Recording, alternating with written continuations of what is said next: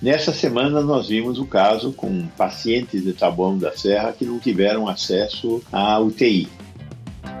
Olá, eu sou Gonzalo Vecina Neto e hoje quero falar de uma coisa que é a questão da regulação de acesso. No meio dessa pandemia, nós estamos tendo um crescimento do número de casos.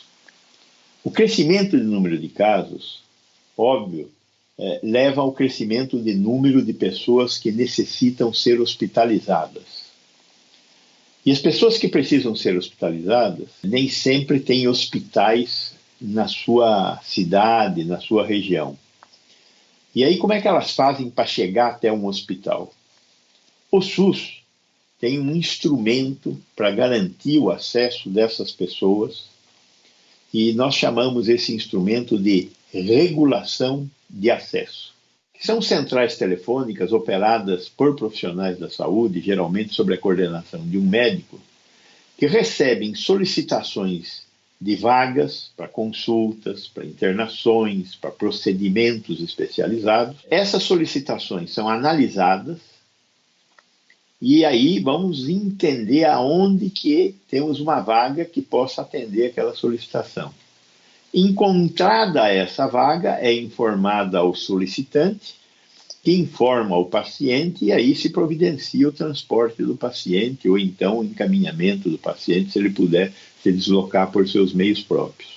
No estado de São Paulo, o nome dessa organização é CROSS. Então, a unidade que recebe o paciente liga para o CROSS, informa a situação do paciente, o CROSS avalia e fala o que fazer, que pode ser, manda o paciente, que a gente vai providenciar, ou esse paciente não precisa ser atendido, ou porque está muito grave e não tem como, passou do tempo, ou porque não tem gravidade nenhuma e deve continuar lá onde ele está.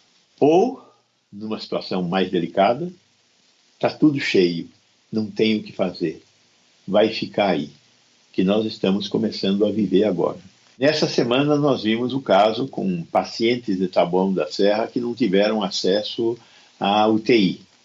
10, 12 casos que o município de Taboão da Serra, que não tem hospital, tentou achar vagas para hospitalização e não conseguiu. E alguns desses casos morreram. E isso está repercutindo na imprensa.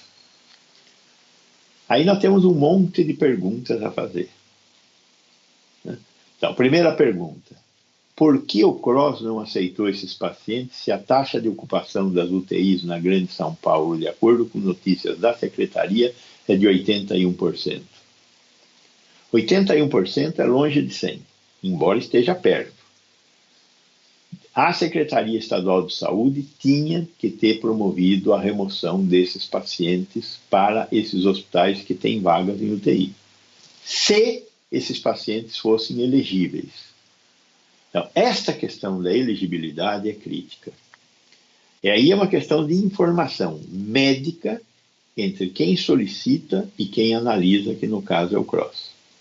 Se a solicitação foi mal feita, se não houve compreensão entre quem informa e quem é informado, vamos ter um desastre.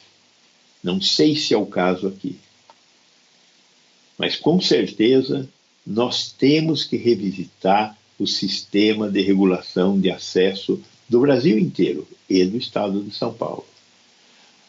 Do Brasil inteiro e do estado de São Paulo também, porque a regulação de acesso dos municípios, que tem uma estrutura mais complexa, você veja, Santo André tem hospital próprio, São Caetano tem hospital próprio, São Paulo tem um monte, o município de São Paulo tem um monte de hospitais próprios.